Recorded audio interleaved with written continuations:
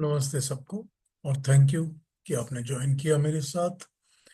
हम गीता के 15th अध्याय के ऑलमोस्ट लास्ट फ्यू श्लोकों पर आ गए हैं, एंडिंग पर आ गए हैं। उसके बात करने के पहले आइए थोड़ी सी एक छोटे से एक मंत्र के ऊपर हल्का सा विचार कर लेते हैं। ये यजुर्वेद का मंत्र है और ये मंत्र का पीस कहता है, प्रशिशम यस्य देवा यस्य छाया अमृतम यस्य अमृत्यु मृत्यु। अब ये जो है छोटा सा टुकड़ा है इस एक मंत्र का, ये हमको कहता है कि परमेश्वर का शासन प्रत्यक्ष सत्य रूप है। मतलब परमात्मा का जो शासन है, रूल है, ये प्रत्यक्ष है, सामने दिखता है और सत्य रूप है। जो प्रभु की व्यवस्था और शासन में रहते हैं, मानते हैं, पालन करते हैं, वे दिव्य गुण से समावेश होकर देव बन जाते हैं। प्रभु के समीपस्थ होकर, जैसे अग्नि के पास होने से उष्णता गर्मी और जल के पास होने से ठंड शीतलता मिलती है, प्रभु के समीप होने से आत्मबल ज्ञान शुद्धता दिव्यता मिलती है। उसके गुण कर्म स्वभाव से प्रेरणा मिलती है। गीता में कहा गया था, 17:3 में कहा है, आगे हम 17 पे पहुंचेंगे अभी थोड़ी देर बाद, 17:3-4 में, जैसे जिसमें जैसा सत्व होता है उसी प्रकार की उसकी श्रद्धा होती है। मनुष्य श्रद्धामय है, श्रद्धा की ही का ही बना है। जिसमें जैसी श्रद्धा होती है वह व्यक्ति उसी प्रकार का होता है। सात्विक स्वभाव वाले देवों की पूजा करते हैं, राजसिक स्वभाव वाले यक्ष राक्षसों की पूजा करते हैं और तामसिक स्वभाव वाले भूत प्रेत आदि की पूजा करते हैं। जो प्रभु की उपासना करते हैं वे खुद भी देव बन जाते हैं। परमेश्वर की छाया आश्रय अमृत है, कभी नष्ट नहीं होती। मनुष्य अपने हर कार्य के लिए किसी न किसी के आश्रय रहता है। व्यक्तिगत पारिवारिक सामाजिक सब कर्मों के लिए वो अन्य पर आश्रित रहता है, डिपेंडेंट रहता है। और सब सहारे मोमेंटरी होते हैं, कुछ देर के होते हैं, क्षणिक होते हैं। हमारे शरीर यंत्र रक्त संचालन प्राण मन बुद्धि मस्तिष्क श्वास सब प्रभु के आश्रित होता है। प्रभु के नियम व्यवस्था भी हैं जिसके आश्रय में हम सुरक्षित धार्मिक रहते हैं, सदाचारी सत्याचरण पे रहते हैं। संसार के सब सहारे छूट जाने वाले होते हैं, केवल ईश्वर का आश्रय और सहारा अमृत प्रदान करता है। जो हमारे शरीर के अंदर के यंत्र हैं, ब्लड फ्लो है, रक्त संचारण है, प्राण है, मन बुद्धि सांस है, मस्तिष्क है, ये सिर्फ प्रभु के ही आश्रित रहता है। इसमें हम कुछ नहीं कर सकते। और प्रभु की छाया से जो अलग हो जाते हैं, वंचित हो जाते हैं, उनको सिर्फ बार बार जन्म और मृत्यु ही मिलती है और मृत्यु मिलती रहती है। प्रभु आदेश व्यवस्था का न मानना मृत्यु का मानना मानना है। ये एक छोटा सा विचार था आज के लिए मैंने निकाला हुआ। अब हम जो 15वां 15th अध्याय है उसमें हम परमात्मा के बारे में और जीव के बारे में ही बात कर रहे हैं। तो उन बातों पर ही ये बात का मुझे ध्यान आया कि जो परमात्मा के ऊपर आश्रित हैं, डिपेंडेंट रहते हैं, उनका अपना एक वो होता है। और जो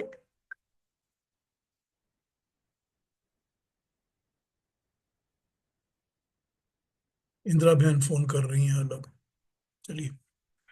जो परमात्मा पर आश्रित नहीं होते, क्या करूं, इंदिरा बहन का फोन अटेंड कर लूं एक बार।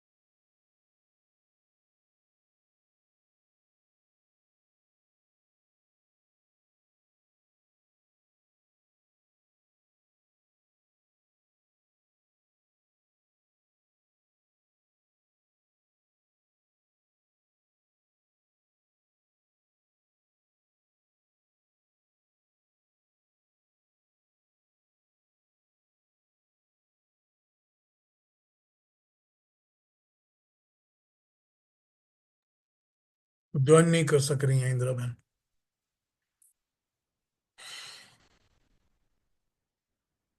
पता नहीं कहाँ था मैं। खैर, जो हम 15वें अध्याय की बातें कर रहे थे, और अभी हमने शायद 10 और 11 को कंप्लीट किया है लास्ट टाइम। 10 और 11 में भगवान कृष्ण जो बता रहे हैं वो ये कहते हैं कि जो जीव शरीर से निकल जाता है और जो शरीर में जाकर स्थित हो जाता है, यानी जन्म लेता है, और प्रकृति के सत्व रजस तमस इन तीनों गुणों के संपर्क में आकर सात्विक राजसिक और तामसिक भोग करता है। देखिए कितनी सिंपल और स्ट्रेट तरीके से, एकदम गूढ़ और एकदम ही फैंटास्टिक बात बता दी गई है। ये बताया गया है कि जो जो भी जीव, यानी कि जीवात्मा, हमारी आत्मा, जो भी जीवात्मा शरीर से निकलती है या शरीर को धारण करती है। अब यहाँ पर ऑब्वियस बात तो ये समझ में आ जाती है कि जो शरीर को धारण करता है, जो जन्म लेता है, जिसको शरीर मिलता है, प्राप्त होता है, जो जन्म ले रहा है, वो सात्विक राजसिक तामसिक गुणों के साथ संपर्क में आता है, प्रकृति के, नेचर के, और उसका बिहेवियर वैसा हो जाता है। इस पर तो चर्चा कर सकते हैं, लेकिन ये एक बड़ी ऑब्वियस सी समझ आ जाती है बात कि ऐसा होता है। लेकिन फिर वो लोग जो जो इसमें और एक बात कही गई है कि जो जीव शरीर से निकल जाता है, भोग तो वो करता नहीं है, लेकिन वो फिर भी सात्विक, तामसिक और राजसिक प्रकृति के गुणों के साथ कैसे कांटेक्ट में रहता है। यहाँ पर ये बात जो है समझाई तो नहीं गई है यहाँ पर, लेकिन इसका एक इम्प्लीकेशन ये है, मतलब अप्लाइड मीनिंग ये है कि जो जीवात्मा की सूक्ष्म शरीर होता है, जो होती है मन बुद्धि चित्त और अहंकार, वो जो सूक्ष्म शरीर होता है उसका, अंतःकरण का, उसमें भी तो फिर ये सात्विक राजसिक और तामसिक गुण रहते हैं ना, क्योंकि वो भी तो उसको प्रकृति से ही मिला है ना। प्रकृति से ही तो हमने ये सूक्ष्म शरीर भी लिया है ना। तो सूक्ष्म शरीर में भी तो ये सत्व रजस और तमस के गुण प्रकृति के रहते ही हैं। तो जब ये रहते ही हैं गुण उसके अंदर, तो वो जब वो जन्म लेता है तो भोग करता है, और वो भोग करता है जन्म लेने के बाद सात्विक राजसिक और तामसिक। ये तो हमको समझ में आ गई बात कि जो शरीर का जन्म लेता है वो जन्म लेने के बाद भोग करेगा सात्विक राजसिक और तामसिक भोग। वो हम सबको पता है, हम सब भोग करते हैं अलग अलग चीजों को, हमको पता है, हम हर किस्म की मिक्स्ड भोग करते हैं, कोशिश करते हैं कि सात्विक करें, मगर हम तामसिक राजसिक भोग भी करते हैं। लेकिन फिर भी ये तो जन्म लेने के बाद का भोग है, लेकिन जन्म लेने के बाद का भोग तो तभी होगा जब उसके अंतःकरण में वो सत्व रज और तमस गुणों की कौन सा गुण ज्यादा बड़ा है, वही तो उसके भोग की तरफ उसको खींच के ले जाएगा। वही तो उसके भोग की तरफ उसको खींच के लेके जाएगा आपको, कि कौन सा भोग कर रहे हैं। तो ये एक बड़ी अजीब सी कॉन्सेप्ट है हमारे इसमें, और भगवान कृष्ण ने इसको बस एक श्लोक में इतना सा ही टच किया है, लेकिन बड़ा बड़ा ही अच्छा इंटरेस्टिंग इसके ऊपर खुलासा किया है उन्होंने अपने इस श्लोक के अंदर, जहां वो कहते हैं कि जो शरीर से निकल जाता है और जो शरीर में प्रवेश करता है, दोनों दोनों का संपर्क सत्व रजस और तमस प्रकृति के साथ होता है। तो जो शरीर से निकल जाता है उसका भी होता है, जब तक वो, उसके पास वो अंतःकरण चतुष्टय है या सूक्ष्म शरीर है, तब तक तो उसके पास होगा ही। अब इसमें बात यह है कि फिर वो एक चीज के ऊपर एम्फेसिस दे रहे हैं इन 2 श्लोकों के अंदर, और वो एम्फेसिस दे रहे हैं इस बात के ऊपर कि जो लोग विमूढ़ा विमूढ़ा न अनुपश्यन्ति, जो लोग मूर्ख होते हैं या मोहग्रस्त होते हैं, वो इस चीज को नहीं देख पाते। तो एक तो उन्होंने बड़ी क्लासिफिकेशन कर दी ज्ञानी और नॉन ज्ञानी लोगों के बीच में, कि अज्ञानी लोग क्या हैं और ज्ञानी क्या हैं। और फिर उन्होंने बता दिया कि जो बेमूढ़ा मूढ़ लोग हैं, मूढ़ मूर्ख, मूर्ख बेवकूफ लोग जो हैं, वो नहीं देख पाते। तो जब वो नहीं देख पाते, जब ये बता दिया इन्होंने, तो ये समझ में आ गई बात कि ये ज्ञानी लोग जो होते हैं वो इस चीज को समझ पाते हैं कि मैं जो हूँ, जब मैं शरीर में प्रवेश करता हूँ या शरीर से निकल कर किसी दूसरी उसमें चला जाता हूँ, तो मैं सत्व रजस और तमस के कांटेक्ट में फिर भी रहता हूँ प्रकृति के। लेकिन जो मूढ़ और मूर्ख होते हैं उनको ये बात समझ में नहीं आती। अगले श्लोक में वो इसी बात को थोड़ा सा और एम्फेसाइज करते हैं और कहते हैं, यत्न पूर्वक साधना में लगे हुए योगी लोग अपने ही शरीर में अपनी आत्मा को देख लेते हैं। तो जो साधना में लगते हैं लोग, अब उस दिन आपको मैंने बताया था कि जैसे योग दर्शन में संप्रति और असंप्रति और अलग अलग किस्म की साधनाओं के बारे में बताया गया है, मेडिटेशन के लेवल्स की। तो जैसे वो लोग उस लेवल तक जाते हैं, वो अपने अंदर की आत्मा को देख पाते हैं। उनको समझ में आ जाता है कि मेरे अंदर मेरी आत्मा है, और वो आत्मा कैसी है, आत्मा का स्वरूप क्या है। और जो इसको देख पाते हैं वो आत्मा के बाद फिर नेक्स्ट स्टेप में परमात्मा को भी देख पाते हैं आत्मा के अंदर।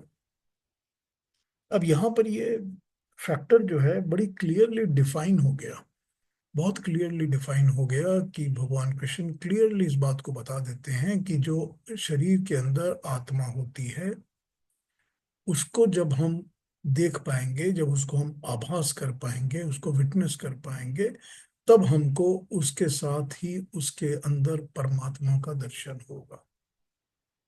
तो अब ये बात तो यहाँ पर फिर से उन्होंने बता दी कि जो परमात्मा है वो हर आत्मा के साथ अंदर रहता है, और हम उसको बाहर ढूंढते रहते हैं। बता दिया ना यहाँ पर, बड़ी क्लियरली भगवान कृष्ण ने बता दिया कि जो आत्मा को अपने देख पाते हैं समाधि अवस्था में जाके, वो ही अपने अंदर आत्मा के साथ बैठे परमात्मा को भी देख पाते हैं। क्योंकि जो साधना में योगी लोग बैठते हैं वही इसको देख पाते हैं, क्योंकि उनका ज्ञान उस तरफ इंटरनलाइज हो गया होता है, इसीलिए वो इसको देख पाते हैं। फिर वो फिर कह देते हैं, इसी बात को दोबारा कह देते हैं कि लेकिन जो अचेता लोग हैं, अकृत आत्मा लोग हैं, कि जिनकी कॉन्शियस उस लेवल पे काम नहीं करती और जिनके कर्म भी उस लेवल पे काम नहीं करते, उनको ये सब कुछ नहीं पता चलता। तो पहले मंत्र में, पहले श्लोक में उन्होंने बता दिया मूढ़ लोग जो हैं, और दूसरे में बता दिया अचेता और अकृत्य लोग जो हैं। तो ये एक वो बड़ी ओपन क्लासिफिकेशन कर देते हैं सारी की सारी हमारी ह्यूमन सोसाइटी की, कि जितने भी मनुष्य होते हैं, ह्यूमन सोसाइटी होती है, उसकी क्लासिफिकेशन करने के लिए हम ये समझ जाते हैं कि या तो कोई ज्ञानी है जो कि इस लेवल पर जाकर अम, अपनी आत्मा के अंदर परमात्मा को देख पाता है, अपने शरीर के साथ भोगों को, सत्व रज तमस के कनेक्शन को देख पाता है, या तो ये बात है। और या फिर ये है कि वो इतना नहीं देख पाता है, तो वो उस क्लासिफिकेशन में आ जाता है कि या तो अचेता है, अकृत है, या मूढ़ है, उस क्लासिफिकेशन में आ जाता है। अब हम ये सोचना शुरू करेंगे और देखना शुरू करेंगे कि हमने तो कभी जिंदगी में ऐसा कुछ रियलाइज किया ही नहीं, तो हम या तो मूढ़ हैं और या अचेता हैं, या ऐसे ही हैं।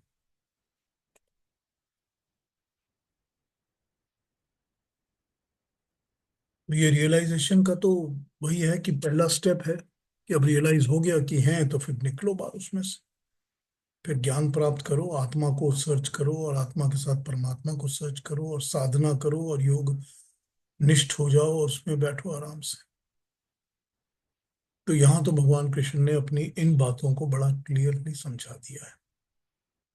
अब उन्होंने आपको ये बता दिया है कि इसमें आत्मा के अंदर ही परमात्मा स्थित है। तो अगर परमात्मा को देखना है, तो अपनी आत्मा को, अपने आत्मा के थ्रू ही परमात्मा को देखो। ये तो उन्होंने क्लासिफाई कर दिया इसके अंदर कि यही है एक तरीका, और वो भी तरीका है साधना के द्वारा। और साधना के ऊपर पूरा का पूरा योग दर्शन साधना की बात करता ही है। और संप्रज्ञात साधना, संप्रज्ञात साधना, अलग अलग किस्म की बातें। अब अगर साधना के अंदर घुसना चाहते हैं या मेडिटेट करना चाहते हैं, तो ये बहुत जरूरी है कि इस बात को समझा जाए कि मुझको अगर परमात्मा की तलाश है तो वो मेरी आत्मा के थ्रू ही मुझको दिखेगा। एक बहुत ही इंपॉर्टेंट बात है और बहुत इंपॉर्टेंट समझ की बात है।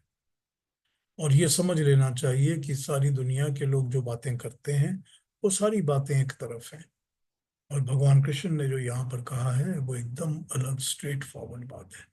क्योंकि यहाँ गीता में सारी बातें बड़ी स्ट्रेट फॉरवर्ड है, बहुत स्ट्रेट फॉरवर्ड है। कोई मेल, कोई इधर उधर का झोल झमेला है ही नहीं, एकदम सीधी बात करते हैं।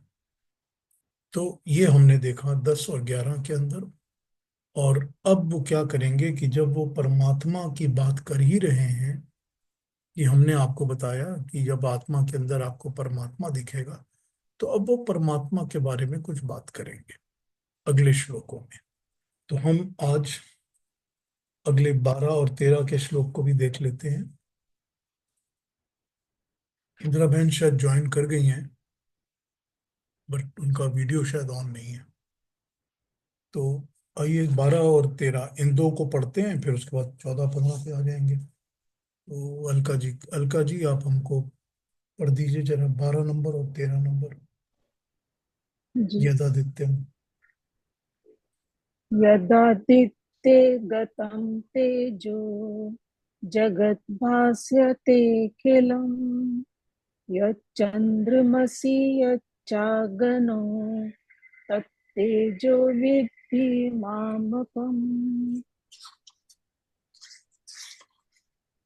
वामाविश्ये च भूतानि धारयम्यहमोजसा पुष्णामि चौषधी सर्वाः सोमो भूत्वा रसात्मकः। Thank you Alka ji, thank you.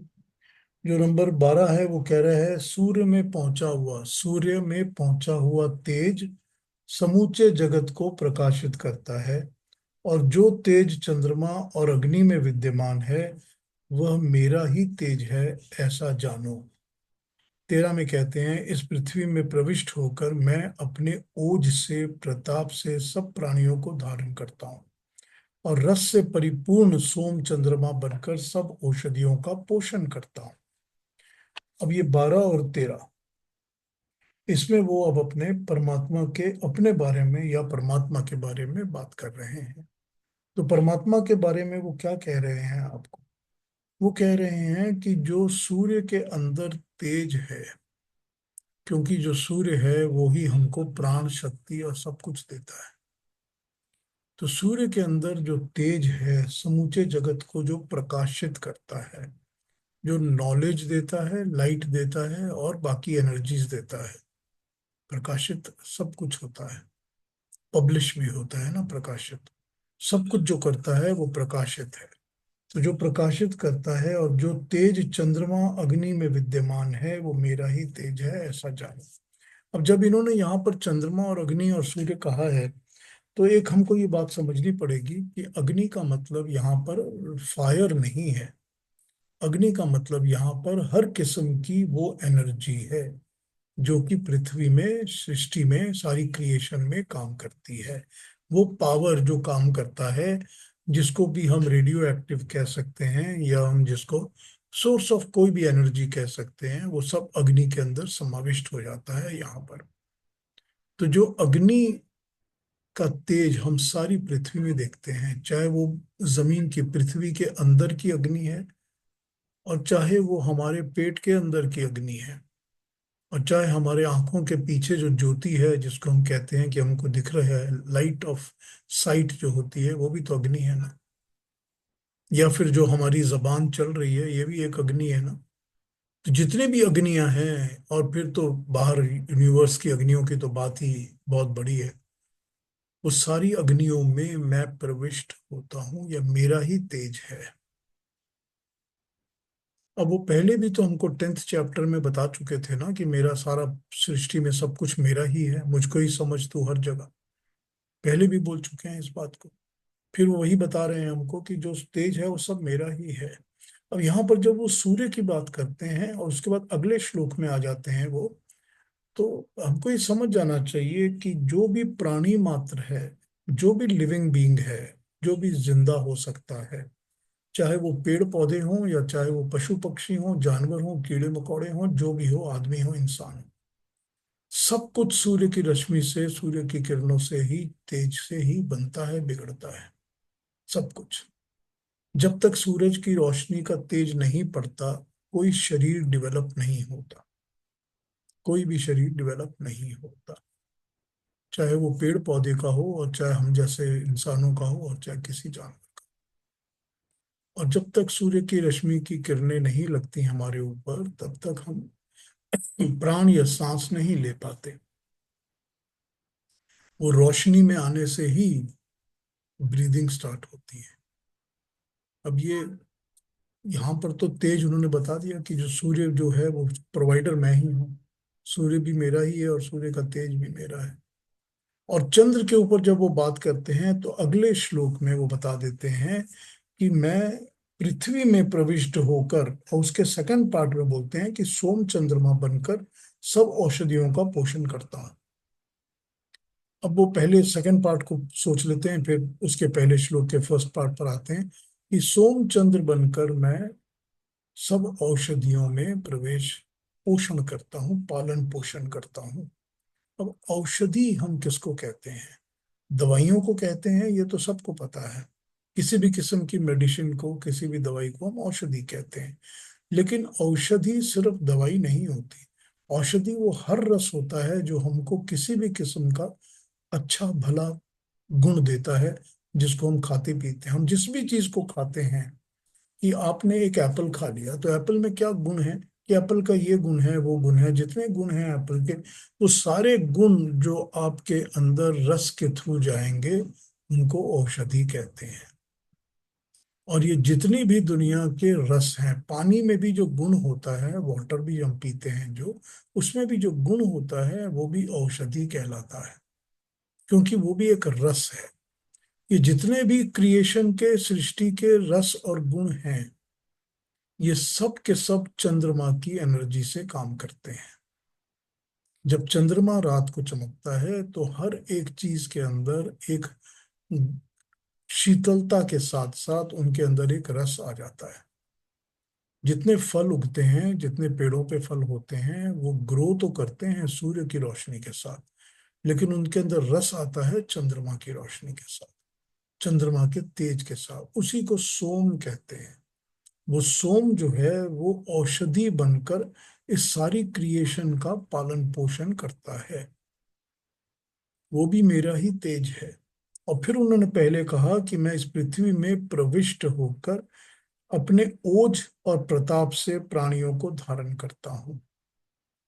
अब अभी आपने पढ़ा थोड़ी देर पहले कि मैं हर आत्मा के अंदर मैं वास करता हूं।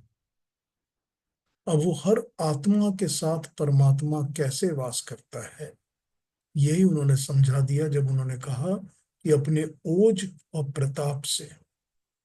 ओज और प्रताप, प्रताप मतलब वो शक्ति, वो स्ट्रेंथ जो मुझ में है, जो पावर मेरे अंदर है। और ओज, वो क्या कहा जाए उसको, स्पेशलिटी, या वो जो मेरे अंदर पावर, फिर भी पावर भी कहा जा सकता है, लेकिन ओज को समझाना। अब तेज और ओज दो अलग अलग शब्द होते हैं।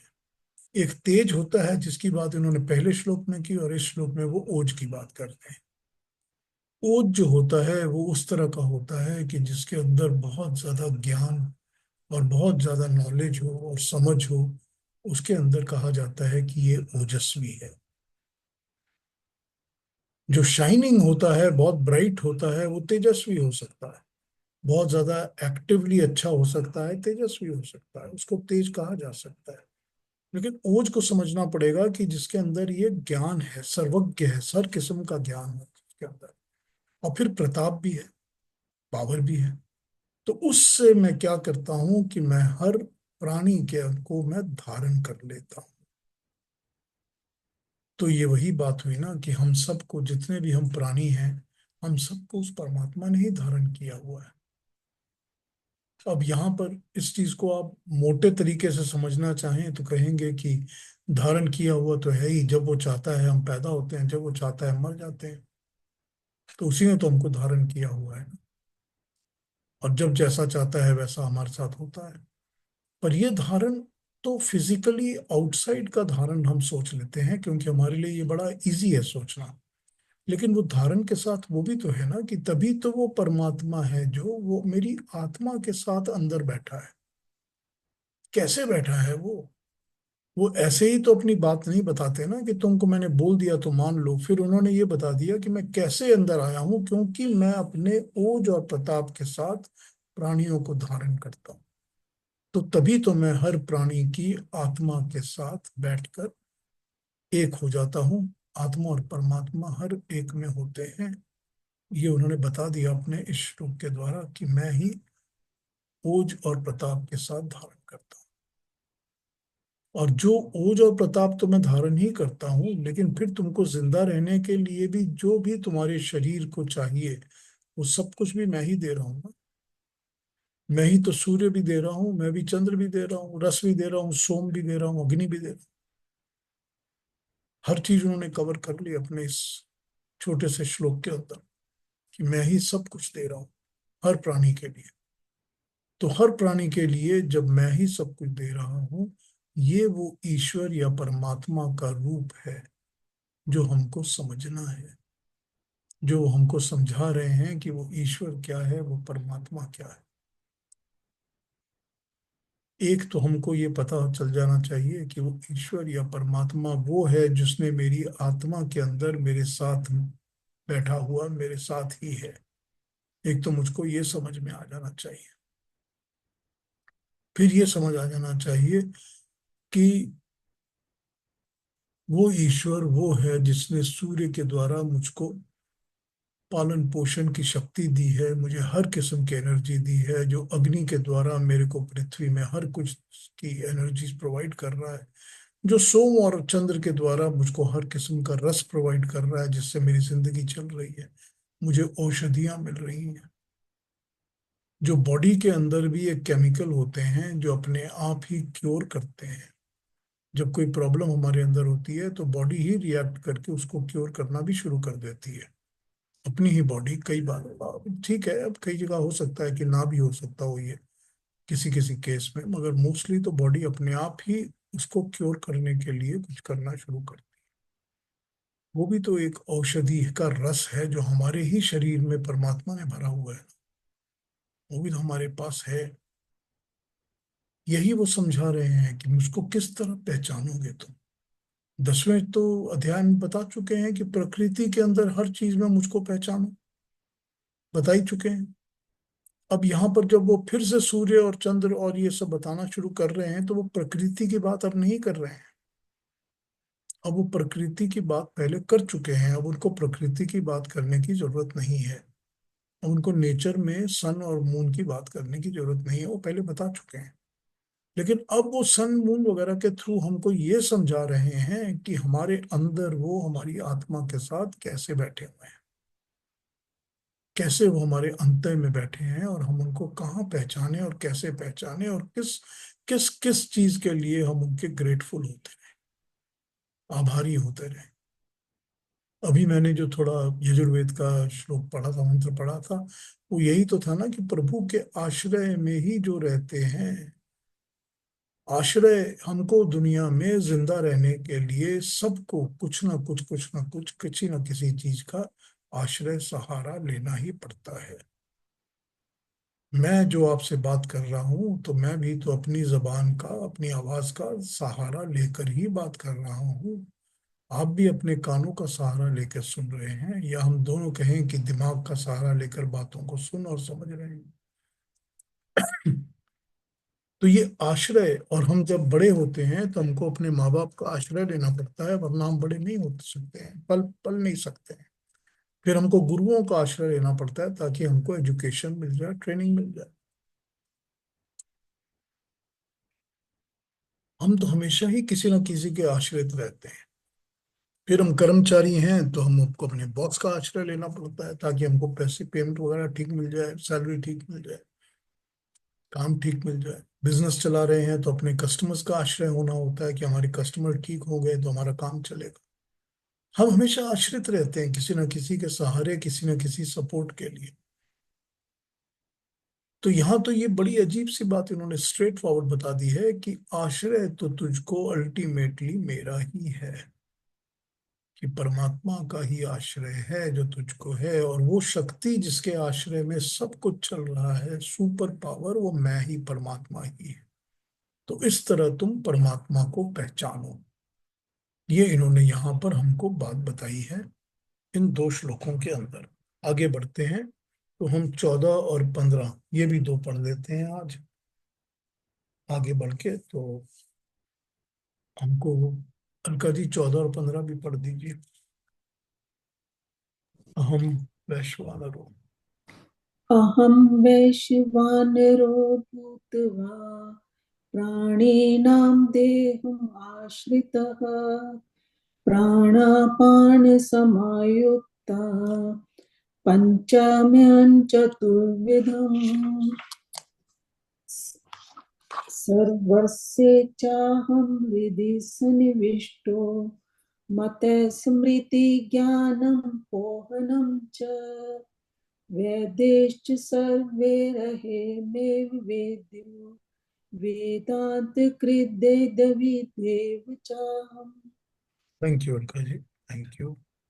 नंबर 14 हमको बताता है कि मैं प्राणियों के देह में जाकर प्राण तथा अपान से युक्त वैश्वानर अग्नि बनकर 4 प्रकार के अन्न का पाचन करता हूँ। मैं सबके हृदय में बैठा हुआ हूँ, मेरे द्वारा स्मृति और ज्ञान होता है, और मेरे द्वारा अपोहन अर्थात संशय आदि दोषों का नाश होता है। वस्तुतः मैं ही वह हूँ जिसको सब वेदों द्वारा जाना जाता है। मैं ही वेदांत शास्त्र का निर्माण करने वाला हूँ, वैदिक सिद्धांतों का प्रतिपादक हूँ। मैं ही वेदों को जानने वाला हूँ। बहुत ही इंपॉर्टेंट 14 और 15 के श्लोकों में उन्होंने अपनी बात कही है, बहुत ही इंपॉर्टेंट। पहले में कहा है कि मैं ही प्राणियों के देह में जाके प्राण अपान से युक्त वैश्वानर अग्नि बनकर, अब प्राण और अपान, एक जो हम अंदर लेते हैं और एक हम जो बाहर निकालते हैं, जो हम अंदर लेते हैं और जो बाहर छोड़ते हैं, तो अपान प्राण, ये दोनों को हम इस तरह बोलते हैं, प्राण और अपान। तो ये प्राण और अपान परमात्मा का ही देन है। परमात्मा ही प्राण प्रोवाइड करते हैं, हम सांस ले सकते हैं और सांस छोड़ सकते हैं। तो ये प्राण और अपान के द्वारा जो इनके साथ जुड़ जाती है वैश्वानर अग्नि, अब वो अग्नि जो सारे विश्व के ऊपर कंट्रोल करती है।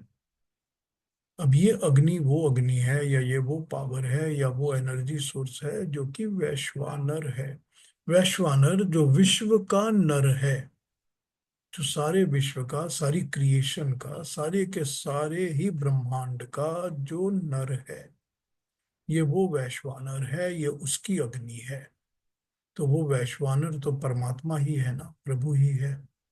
उसी की अग्नि है जो प्राण और अपान बनकर हमारे शरीर को धारण करती है, और शरीर को धारण करके ये 4 प्रकार के अन्न का पाचन करती है। अब यहाँ पर चतुर्विधम, 4 प्रकार के। अब 4 प्रकार के अन्न का मतलब या तो अन्न अलग अलग टाइप के, और या ये कहा जाए अलग अलग तरीके से उनका पाचन करना। तो से का मतलब तो ये हो जाएगा कि पाचन करने में पहले तो आपके खाने को हजम होना है, हजम होके फिर उसको शक्ति और ताकत बनना है या रस बनना है। फिर उससे आपके शरीर के अंदर बाकी चीजें आएंगी, जैसे कि आपकी तेज चलेगा, शरीर की स्किन चलेगी, या बाकी काम चलेंगे, या बुद्धि चलेगी, या मस्तिष्क चलेगा। और फिर उसके बाद आप कहेंगे कि जो वेस्ट है वो भी होना चाहिए। तो ये हर किस्म के पाचन को परमात्मा की वैश्वानर अग्नि। अब वो अग्नि फिर वही हम लोग कहते हैं ना, जठर अग्नि।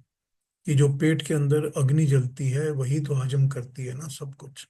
और वही अगर खराब हो जाती है तो शरीर में हर किस्म की प्रॉब्लम स्टार्ट हो जाती है।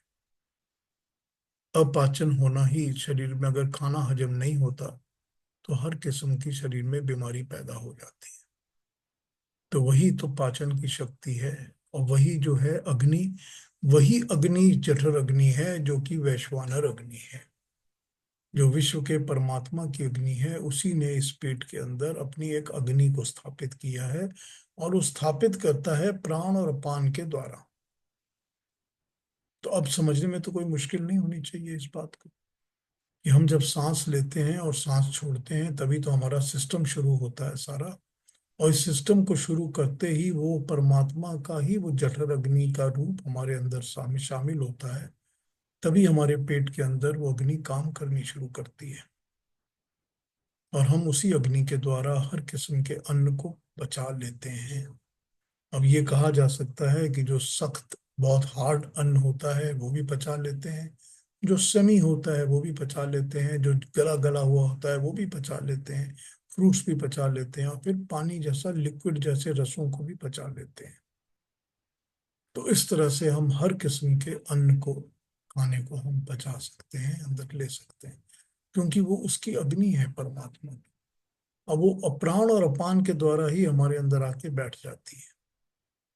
फिर वही अपने आप को समझा रहे हैं कि मैं आत्मा के साथ परमात्मा कैसे अंदर होता है शरीर के। वही तो समझा रहे हैं ना हमारे को, कि जो आत्मा और परमात्मा का भेद उन्होंने पहले बता दिया है, कि आत्मा के थ्रू ही परमात्मा दिखाई देगा। वो परमात्मा कैसे दिखाई देगा, क्योंकि मैं अंदर हूं ना। तो ये अपने अंदर होने की बात ही तो समझा रहे हैं ना शब्द को, वही तो इसके थ्रू बता रहे हैं। और 15 में वो बताते हैं कि मैं सबके हृदय में बैठा हुआ हूँ, मेरे द्वारा स्मृति और ज्ञान होता है, और मेरे द्वारा अपोहन अर्थात संशय आदि दोषों का नाश होता है। अब यहाँ पर इतना समझ लें, फिर अगली लाइन पर आ जाता हूँ। यहाँ पर ये बताते हैं कि जो स्मृति और ज्ञान, मेमोरी स्मृति, और ज्ञान नॉलेज, कि मैं ही हूँ जो हृदय में बैठा हूँ, हार्ट के अंदर बैठा हूँ या दिमाग मस्तिष्क के अंदर बैठा हूँ, और मैं ही जो है वो स्मृति और ज्ञान मेरे ही द्वारा दिया जाता है। अब वो देख लीजिए कि कितने लोग हैं, हमको क्या क्या याद रहता है, क्या हमारी स्मृति है, उसमें क्या ज्ञान समाया हुआ है, नहीं समाया हुआ है। ये सब हमको परमात्मा के द्वारा मिला। ये सब उस ईश्वर की देन है जो कि हमारे अंदर बैठा है, क्योंकि वो है हमारे अंदर। अब वो है हमारे अंदर, तभी हमको अलग अलग चीजों का ज्ञान होता है। जिस भी चीज का ज्ञान क्यों ना हो, हर चीज का ज्ञान हमको उसी के थ्रू होता है, उसी के थ्रू हमको नॉलेज मिलती है। और उस नॉलेज को पकड़ के रखने की जो मेमोरी है वो भी वही देता है, वही परमात्मा की ही दी हुई ज्ञान चीज है, वो भी स्मृति भी उसी की दी हुई है। तो अब ये कह लीजिए कि मेरे अंदर वो बैठा हुआ है। अभी मैंने सोचा कि वो तो मेरा पाचन का काम, हाजमे हाजमे का काम कर रहा है, क्योंकि वो पेट के अंदर परमात्मा की अग्नि है जो मैं सांस से ले रहा हूँ या सांस छोड़ रहा हूँ। लेकिन अब समझ में आ रहा है कि जो मेरे अंदर ज्ञान और स्मृति है, कि जो मुझ में नॉलेज, जितना भी मेरे अंदर नॉलेज है और मेमोरी है, वो भी उस परमात्मा की ही देन है। क्योंकि वो मेरे अंदर बैठा है तो मेरा ज्ञान और स्मृति दोनों चल रहे हैं। देखिए कैसे कैसे तरीके से वो अपनी बात को समझाते हैं, कैसे तरीके से भगवान कृष्ण ये बताते हैं कि आत्मा के अंदर परमात्मा कैसे है, हर आत्मा के साथ परमात्मा कैसे अंदर है, किस किस तरीके से वो अपनी इस बात को समझा रहे हैं। अब ये हमको अगर नहीं समझ में आ जा रहा है और हम सोच रहे हैं कि हम तो कहीं और ढूंढने निकल जाएंगे तो परमात्मा मिल जाएगा, तो हम फिर हम उसी लेवल में आ जाएंगे जहाँ अचेता और मूड और ये सारी बातें बताई गई थी। तो ये तो बड़ा ओपन तरीके से अपनी बात को रख देते हैं भगवान कृष्ण, बड़े ओपन तरीके से रख देते हैं बात। और फिर वो इसके अगले पार्ट में बताते हैं कि वस्तुतः मैं ही वह हूं जिसको सब वेदों द्वारा जाना जाता है, मैं ही वेदांत शास्त्र का निर्माण करने वाला हूँ, वैदिक सिद्धांतों का प्रतिपादक हूँ, मैं ही वेद को जानने वाला हूँ। अब यहां पर एक छोटा सा नोट पढ़ लेता हूँ। ये क्या बताता है? ये बताता है कि संस्कृत में अंत का अर्थ सिद्धांत होता है, इसलिए हमने यहाँ वेदांत शब्द का अर्थ वेदांत शास्त्र और वैदिक सिद्धांत ये दोनों कर दिया है। इन श्लोकों में गीता ने अनैंद्रियक और ऐन्द्रियक यानी कि इंद्रिय और बिना इंद्रियों के सब जगत गिना दिया है। सूर्य चंद्र अनैंद्रियक हैं, मतलब जिनकी इंद्रियां नहीं है। वनस्पति प्राणी हृदय तथा मन वाला मनुष्य ऐन्द्रियक है, इंद्रियों वाला है। इन श्लोकों में वही कुछ कहा गया है जो 7वें अध्याय के श्लोक में पहले कहा जा चुका था। भगवान का वर्णन करते हुए गीता का कहना है कि संसार में जो कुछ है वो उसी के तेज, उसी की प्राण शक्ति के कारण है। इस नानाविध जगत में से उसे खींच लिया जाए तो यहाँ फिर बाकी कुछ नहीं रहेगा। अब ये जो इन्होंने यहाँ बातें कही हैं कि जो चीज जिनकी इंद्रियां नहीं है, यानी कि सूर्य चंद्र वगैरह, उनकी इंद्रियां तो नहीं होती जैसे हमारी इंद्रियां होती हैं, उनकी इंद्रियां नहीं होती, तो वो उनकी बात भी कर ली। और जो हम लोग हैं जिसके अंदर अपनी इंद्रियां काम कर रही हैं, मनुष्य है पशु पक्षी है, सबके अंदर इंद्रियां काम कर रही हैं, ये इनकी भी बात कर ली। तो इन सब के अंदर वो परमात्मा ही है जिसका तेज काम कर रहा है। तो you can take it this way कि कोई भी चीज तेरे तेरे प्रभाव से, तेरे तेज से अलग है ही नहीं। और फिर वो कहते हैं कि जो वेदों के द्वारा जाना जाता है, कि अगर हम वेदों का अध्ययन करते हैं सिर्फ इसलिए कि वेदों के द्वारा हम ज्ञान प्राप्त कर सकें और ज्ञान से हम परमात्मा को जान सकें, तो जो वेदों के द्वारा जाना जाता है वो भी मैं ही हूँ। और मैं ही इन शास्त्रों का निर्माण करने वाला हूँ, वैदिक सिद्धांतों का प्रतिपादक हूँ। तो ये तो हम पहले ही बता चुके हैं कि वेद जो हैं वो परमात्मा की वाणी है। ये तो हम पहले ही कह देते हैं कि जो वेद हैं वो परमात्मा की वाणी है, वो हमेशा ही एटमॉस्फेयर में घूमते रहते हैं। आप कभी भी मेडिटेट करके वेदों की वाणी को सुन सकते हैं। तो जब वो परमात्मा की वाणी है तो यहाँ उन्होंने यही कहा ना कि जिसको सब वेदों के द्वारा जाना जाता है वो मैं ही हूँ, और मैं ही इनको बनाने वाला हूँ, वैदिक शास्त्रों को समझाने वाला। तो वेदों में से तो सारा नॉलेज निकल के आता है, जितना भी नॉलेज है वो वेदों से निकल के आता है।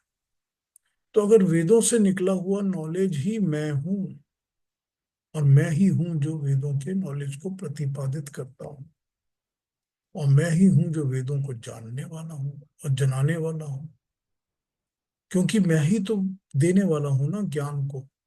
तो हम इसमें ज्ञान को समझ लेते हैं कि हमने ज्ञान के द्वारा ही तो सारा कुछ समझना है। हमको तो ज्ञान प्राप्त करना है, तभी तो हम परमात्मा को प्राप्त कर सकेंगे, तभी हम मोक्ष को प्राप्त कर सकेंगे, तभी तो हम इस सारे झंझट झमेले से छूट सकेंगे। वो ज्ञान क्या है? वो ज्ञान मैं ही हूँ। परमात्मा यही कह रहे हैं, भगवान कृष्ण यही कह रहे हैं कि वो ज्ञान मैं ही हूँ। मुझी को जान, मुझी को जानोगे तो ये सारी बातें क्लियर होंगी। मुझको कैसे जानोगे? मुझको जानने के लिए उन्होंने बॉडी, ह्यूमन बॉडी को यूज किया, ह्यूमन माइंड का एग्जाम्पल दिया, और फिर बाहर की ताकतों के बारे में सब कुछ बता दिया, चाहे वो सूरज चंद्र जो भी हो। अब ये सारी की सारी चीजें आपको वो इंट्रोडक्शन दे रहे हैं कि how to know me, how to know, मुझे कैसे जान सकते हैं, हाउ टू नो। अब ये जो हाउ टू नो मी है, इसी के थ्रू तो वो चाहते हैं इस बात को कि आत्मा के थ्रू परमात्मा को देखो। जब ये सारी बातों के ऊपर चिंतन मनन करेंगे हम, तो फिर हमको पता चलेगा कि हम किस तरह से आत्मा के थ्रू परमात्मा को देख सकते हैं। ये अपनी बात को इस तरह से हमको समझा रहे हैं, और फिर ये बता भी देते हैं कि जो इस तरफ नहीं ज्ञान प्राप्त कर सकते, जो नहीं ले इस तरफ समझ सकते, या जिनको ये बातें समझ में नहीं आती, वो अचेता, जिनमें चेत नहीं है, कॉन्शियस है ही नहीं, दिमाग उनका चलता ही नहीं है, या मूढ़ है, मूर्ख है, क्योंकि वो मेरे दिए हुए ज्ञान को रिकॉग्नाइज ही नहीं करते। यूज ही नहीं करते। मैंने तो दिया हुआ है ज्ञान, लेकिन वो उसको यूज ही नहीं करते। तो हम भी अगर वैसे हैं जो कि यूज नहीं करते, तो कम से कम हमारी आंखें खुल जानी चाहिए कि हमको किस तरह से परमात्मा के ज्ञान को अपने एडवांटेज के लिए यूज करना है, या उसको समझना है, या आगे बात करनी है। अब यहाँ पर हमारे पास इस चैप्टर में एक दो एक दो तीन चार पांच पांच श्लोक और बाकी हैं इस चैप्टर में। उन पर भी थोड़ी देर में आ जाता हूँ। अब अक्षर अक्षर इसके बारे में बात करेंगे। मुझे लगता है उनको ऊपर अगले हफ्ते बात करूंगा। आज अब कुछ पूछना कहना हो, या कोई रिपीट करनी हो बात, या कुछ दोबारा समझनी हो, तो मुझसे पूछ लीजिए। मैं कल क्लास नहीं करूंगा, 27 को। अ, कहीं मुझे जाना है, और इसके बाद फिर अगले सैटरडे क्लास करूंगा। अगले सैटरडे मैं फिर दिल्ली में होऊंगा, ज्योति के पास। तो ज्योति के घर से फिर अगली बार क्लास करूंगा। और सैटरडे संडे दोनों दिन ज्योति के घर में होऊंगा। दोनों दिन क्लास करेंगे, सैटरडे संडे। उसमें 15 नंबर चैप्टर हम खत्म कर लेंगे, और उसके कंक्लूजन पर, उपसंहार पर आ जाएंगे। जी। किसी ने कुछ पूछना हो कहना हो तो पूछ लीजिए, या कुछ दोबारा समझने की जरूरत हो तो पूछ लीजिए प्लीज। कोई और कमेंट्स हो तो भी बोल लीजिए।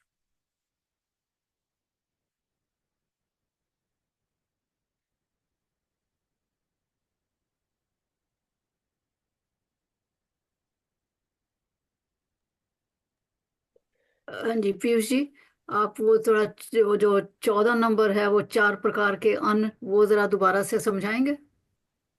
असल में जो अन्न होते हैं ना, वो 4 प्रकार के समझे जाते हैं, जो उनकी कंस्टिट्यूएंसी होती है उस हिसाब से। एक वो अन्न होते हैं जो कि बहुत हार्ड होते हैं, जैसे नट्स वगैरह होते हैं। हम्म। तो उनको हम खा लेते हैं और वो हजम हो जाते हैं बड़ी इजीली।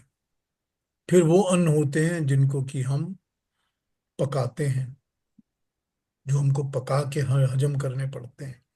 चाहे आप गेहूं कह लीजिए, या चावल कर लीजिए। अब गेहूं और चावल ना तो हम कच्चे खाते नहीं, क्योंकि फिर प्रॉब्लम हो जाती है हमारे को। तो या हम किसी तरह से पकाते हैं, या उनको क्रैक कर लेते हैं, क्रैक करके उसको दूध में, पानी में, किसी में मिक्स करके फिर खाते हैं।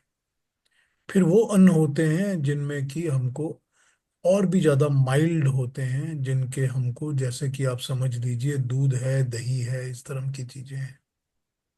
और फाइनली जो हम रस लेते हैं, चाहे वो फलों का हो, या फ्रूट्स का हो, या कोई भी चीज का रस, वो रस भी तो हम अन्न की तरह उसको पचाते हैं, हमको डाइजेस्ट करते हैं उसको।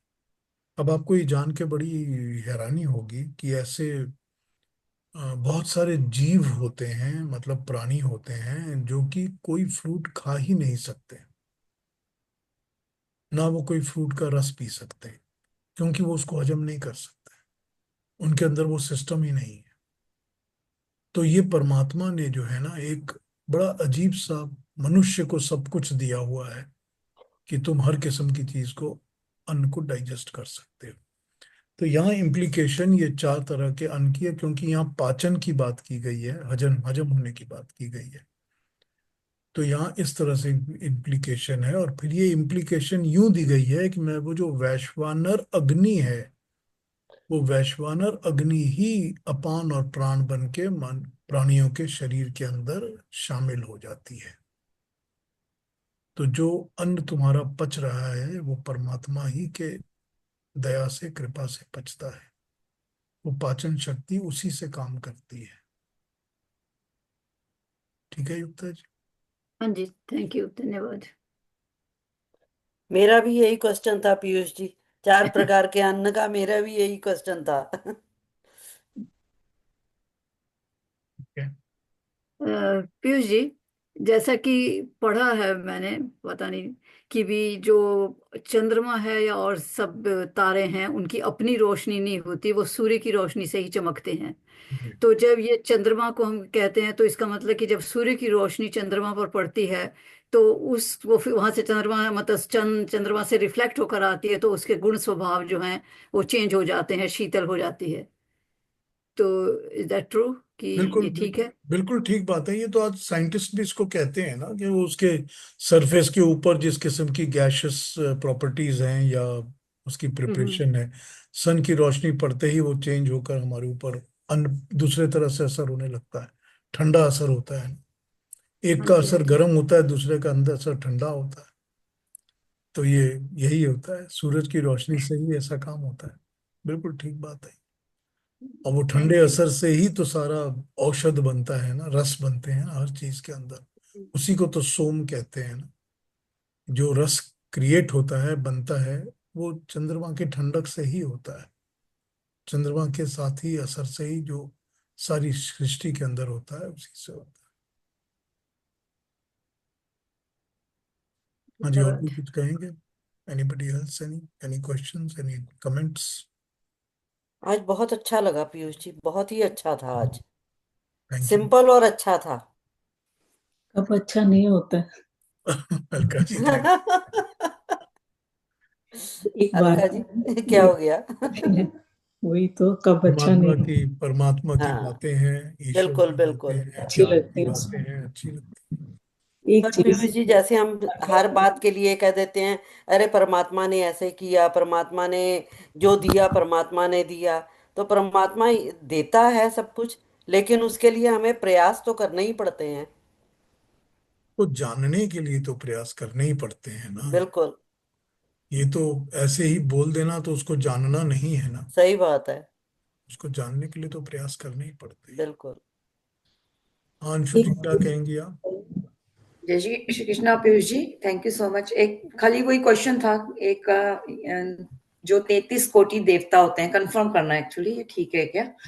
तो उसमें 8 वसु होते हैं, 12 आदित्य, 11 रुद्र और 2 अश्वनी कुमार, ये सही है क्या? बिल्कुल बिल्कुल, यही 33 कोटि का 33 मतलब करोड़। होता है। कोटि मतलब क्लास, टाइप। अच्छा। ठीक है। आप उच्च अच्छा। कोटि के हैं या निम्न कोटि के हैं, ये तो पता है ना। ये समझ में आ जाती है ना लैंग्वेज, कि उच्च कोटि मतलब ऊपर की क्लास का, निम्न कोटि मतलब नीचे की क्लास का। तो ये कोटि शब्द का मतलब, कोटि इज क्लास। कौन कौन सी क्लास के? ये 33 तरह के देव हैं। तो ये 33 देवों में जो आपने गिनाया है वो बिल्कुल ठीक कहा है आप। अच्छा, ठीक है, thank you Piyush ji, confirm ही करना था ये। हाँ, बिल्कुल ठीक गिनाया आपने। यही 33 कोटि हैं जिनको हम देवता के कुल में मानते हैं। और जितने देवता होते हैं वो इसी के अंदर आ जाते हैं सारे। चाहे वो सूर्य देव हो या चंद्र देव हो या जो भी देव हो, ओके। वो वायु देव हो, अग्नि देव, सब इसके अंदर ही आ जाते हैं। और सूर्य के भी इसमें जो 12 आदित्य हैं, वो 12 महीनों में जो 12 सूर्य के अलग अलग पोजीशनिंग होती है, उसको हम्म। अलग अलग तरह से देवता माना गया है। क्योंकि हर पोजीशन के अंदर जो सूरज के 12 महीने होते हैं, उसकी किरणों का काम अलग हो जाता है। हर पोजीशन में वो सूरज अपना अलग काम कर रहा होता है। जो उसने जनवरी में किया है वो फरवरी में नहीं होगा, फरवरी में डिफरेंट होगा, मार्च में फिर डिफरेंट हो जाएगा। तो 12 महीनों में जो 12 आदित्य हैं, क्योंकि सूरज तो एक ही है, आप 12 आदित्य तो कह नहीं सकते उसको। हम्म। 12 आदित्य वो हैं जो कि अलग अलग अलग अलग 12 महीनों के सूर्य काम करते हैं। उसकी रोशनी का फर्क पड़ जाता है एकदम, उसके किरणों के एक्टिविटीज में एकदम फर्क हो जाता है।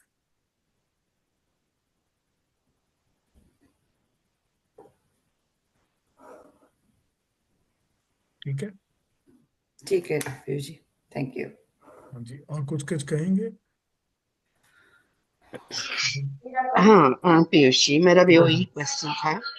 क्योंकि पीपल लोग पूछते हैं कि कोटि का मतलब है इन द्रविडियन लैंग्वेजेस 1 करोड़। तो आपके 1 करोड़ देवी देवता होते हैं क्या, उनके नाम बताओ। तो इट्स सेड कोटि does not mean the number, कोटि मीन्स द category, class. कोटि So Sanskrit, in this was my Sanskrit question. How कोटि can be yeah. Both of them can be कोटि, Yeah, can be but in this कोटि। context, it is has to be taken as a class or category more than the numbers. We don't have 33 crore के देवी देवता नहीं है. This is these classes, 33 classes. Yeah, that was my question. I wanted to confirm. Somebody asked for me. बिल्कुल correct, Thank you. बिल्कुल बिल्कुल ठीक बात। अच्छा, और कोई बात, कुछ पूछना है, कुछ कहना है? ये पीयूष जी, चिरंजीवी जो है ये किस किस को वरदान मिला हुआ था? किस में? हनुमान जी तो थे एक, और एक अश्वत्थामा थे। तो ये क्या अभी भी नहीं, जो है? चिरंजीवी देखिए, चिरंजीवी का आशीर्वाद हनुमान जी को मिला हुआ था। हम्म। अश्वत्थामा को तो कर्स मिला हुआ था ना, अभिशाप। Hmm. हाँ, अभिशाप था उनको। उनको तो आशीर्वाद नहीं मिला हुआ था नहीं ना। नहीं। तो ये ठीक है, ये कहानियां हैं दोनों, आपको जो समझनी हो समझ लीजिए।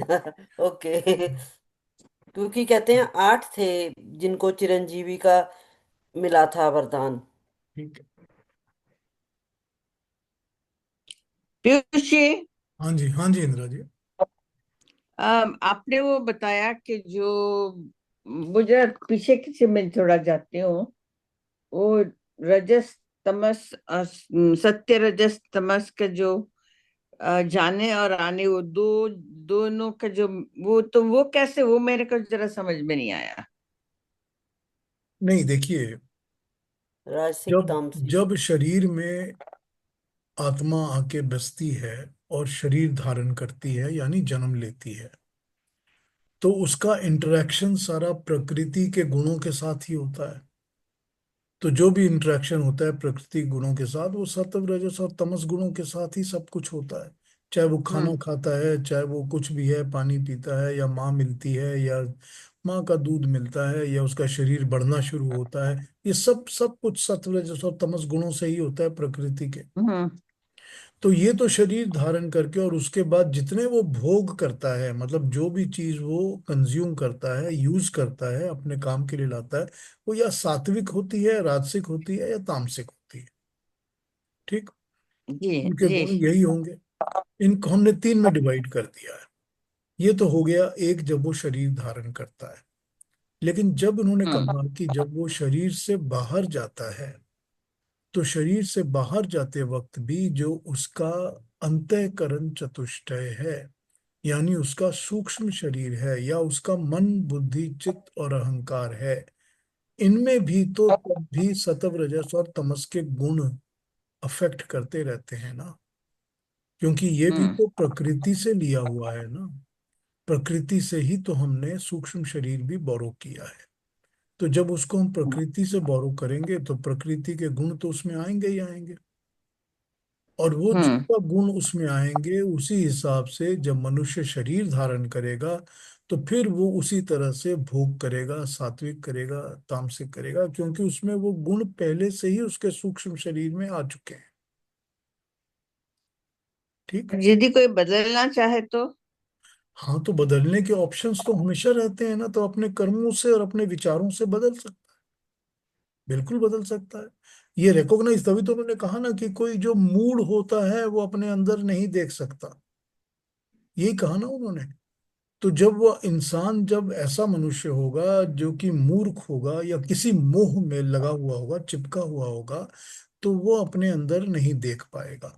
वरना उसका ज्ञान उसको अपने अंदर दिखाएगा कि मेरे अंदर तामसिक गुण भरे हुए हैं, इनको मैं ठीक कर सकता हूँ।